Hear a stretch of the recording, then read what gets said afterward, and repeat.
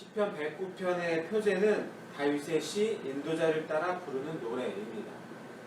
표제어를 통해서 시인이 다윗이라는 것을 알 수 있습니다. 그런데 본문에는 그 다윗이 이러한 탄원시를 기록해야만 할 수밖에 없었던 상황에 대해서는 어떠한 단서도 지금 제공하고 있지 않습니다. 정확히 언제 기록되었는지도 알 수는 없습니다. 다만 그 내용상에 있어서 현재 다윗이 지금 굉장히 억울한 상황이 있음을 생각해 볼 수는 있습니다. 탄원의 이유를 밝히기 앞서서 다윗은 하나님을 1절에 먼저 부릅니다. 내가 찬양하는 하나님이여. 대적자를 고발하고 있는 다윗이 하나님을 불렀을 때 오히려 심판하신 하나님이나 의로운 재판장이신 하나님이라는 표현이 조금은 더 적절해 보이긴 하지만 그게 아니라 1절에 내가 찬양하는 하나님이여 라고 부르고 있습니다. 이게 시편 109편을 쭉 다 읽다 보면 이게 단순한 탄원을 넘어서 다윗이 구원과 소망을 노래하기를 원하는 그 마음을 담은 찬양이라는 주제로 본 시편을 이제 열고 닫았음을 앞절과 맨 뒷절을 보면서 알 수 있습니다. 그러면서 2절부터 5절에 이렇게 기록하고 있습니다. 그들이 악한 입과 거짓된 입을 열어 나를 치며 속이는 혀로 내게 말하며 또 미워하는 말로 나를 두르고 까닭없이 나를 공격하였음이니이다. 나는 사랑하나 그들은 도리어 나를 대적하니 나는 기도할 뿐이라. 그들의 악으로 나의 산을 갚으며 미워함으로 나의 사랑을 갚았사오니. 탄원의 이유에 대해서 다윗은 대적자들이 자신을 공격했다라고 말하고 있습니다. 대적자가 다윗을 공격하는 데에는 딱히 까닭이 없었습니다. 그렇게 해야 할 하등의 이유가 없었음에도 불구하고 악하고 거짓된 말까지 동원해서 지금 공격하고 있습니다. 그럼에도 불구하고 다윗은 그들을 사랑으로 대합니다. 그러나 그들은 여전히 대적합니다. 4절에 보면 이 대적하다라는 말은 공동번역에서는 고발하다라고 번역하고 있습니다. 대적자들이 다윗을 도리어서 피고인으로 세운 것입니다. 이러한 억울하고 난처한 상황에 대해서 다윗은 기도밖에 방법이 없음을 고백하고 있습니다. 무고하게 비방하는 자들에게 그 앞에서 자신이 무엇을 하려고 하기보다는 하나님께서 개입해 주셔서 이 상황 가운데 함께 해주실 것을 간절하게 요청하고 있습니다. 이제 다윗은 이 악한 대적자들을 하나님께서 심판하셔서 그들이 행한 대로 마땅히 받아야 할 벌을 받게 해달라고 요청하고 있습니다. 6절부터 13절을 제가 다시 한번 읽겠습니다. 악인이 그를 다스리게 하시며 사탄이 그의 오른쪽에 서게 하소서.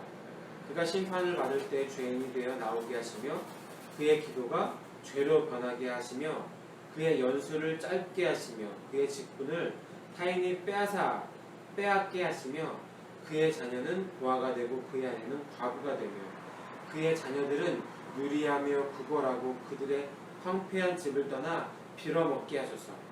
고리대금하는 자가 그의 소유를 다 빼앗게 하시며 그가 수고한 것을 낯선 사람이 탈취하게 하시며 그에게 인애를 베풀 자가 없게 하시며 그의 고아에게 은혜를 베풀 자도 없게 하시며 그의 자손이 끊어지게 하시며 후대에 그들의 이름이 지워지게 하소서.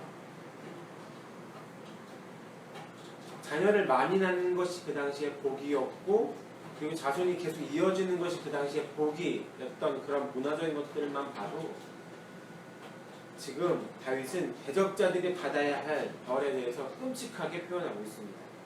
세상에서 사는 연수가 짧아지고 그것 또한도 오래오래 장수하는 것이 이 당시에 사람들은 복을 받는 것이다 라고 생각했던 사회에서 연수가 짧아지길 원하고 그와 그의 가족들이 가난해지고 심지어는 아까도 이야기했던 것처럼 자손이 혈통이 끊어지길 원하고 다윗의 이 저주를 보면서 정말 악에 맞춰서 한다라는 표현이 아마 조금은 더 어울릴 것 같습니다. 그런데 이것이 혼자만의 고백이 아니라 표제에서 살펴봤던 것처럼 지휘자에 맞춰서 찬양대가 함께 불렀다라는 것들을 보면 다 같이 이렇게 찬양을 했을 때 정말 무섭구나 라는 걸 다시 한번 느낄 수 있을 것 같습니다.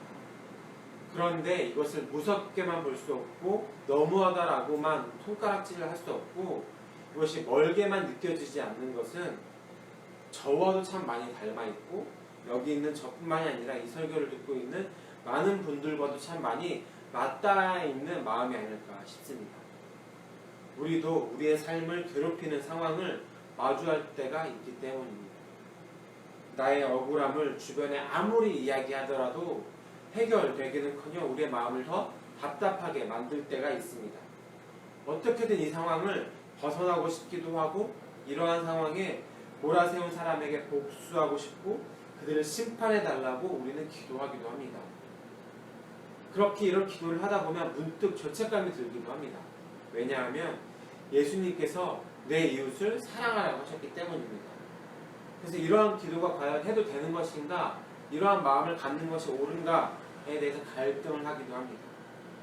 그런데 적어도 이 본문은 가능하다라고 이야기합니다. 애석하게도 이러한 기도가 하나님께서 들으실 때에 좋은 기도인가에 대해서는 이야기하고 있지는 않습니다. 그런데 본 시편이 남겨져 있다는 것은 하나님이 우리의 어떠한 기도까지도 듣고 계신다라는 것을 의미합니다. 우리의 삶을 괴롭게 하는 세력이 있을 수 있습니다. 그래서 우리는 하나님 앞에 그들의 죄악을 고하고 억울함을 풀어달라는 기도를 넘어서 그들이 하나님의 심판이 임하기를 기도합니다. 이 문제에 개입해 주실 하나님을 구하는 기도입니다. 그리고 하나님은 우리의 기도를 들어주시는 분이십니다.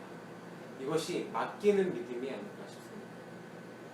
내가 무엇을 해볼까 하는 우리의 분주한 생각과 마음을 내려놓고 도리어 의로운 재판장이신 하나님께 우리의 인생의 문제를 맡기고 나아갈 때 우리를 그 자리 가운데서 마음과 정성을 다하여 심으신 하나님께서 반드시 해결해 주실 것입니다.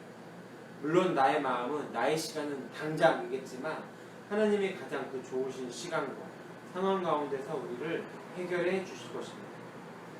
그래서 우리는 하나님의 이 구원의 손길 앞에 도리어 그 문제 해결자이신 하나님에게 오히려 감사와 찬양으로 돌려드릴 것입니다. 오늘도 나의 마음들을 하나님께 솔직하게 가지고 나오기를 소망합니다. 그리고 하나님께 솔직하게 아뢰기를 원하고 나의 그 모든 문제를 하나님께서 도와주실 것임을, 하나님께서 역전시켜 주실 것임을, 나와 함께 하셔서 기적을 베푸실 것임을 기대하는 하루가 되기를 간절하게 소망합니다. 기도하겠습니다.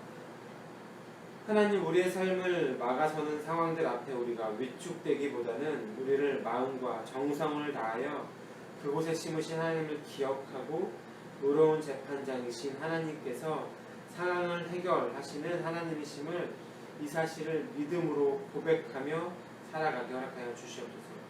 그래서 우리가 고통의 터널을 빠져나올 때 우리의 삶의 해결자 되시는 아버지 앞에 감사와 찬송을 올리는 우리가 될 수 있도록 허락하여 주시옵소서. 이 모든 말씀 예수님의 이름으로